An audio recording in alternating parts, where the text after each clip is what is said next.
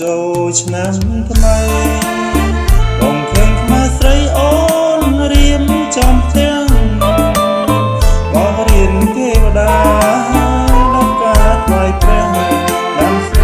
រូបព្រះជូនម្ដាយទៅវត្ត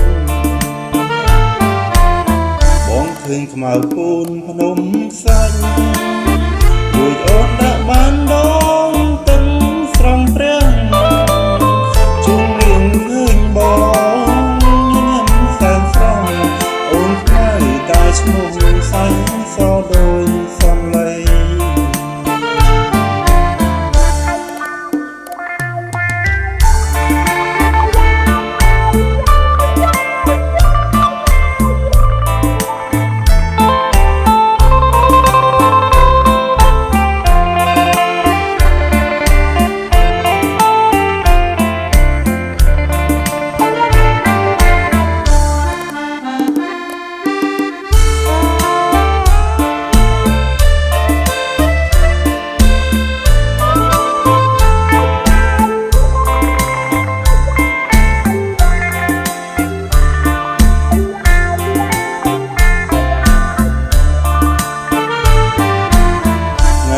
បុណ្យចូលឆ្នាំថ្មី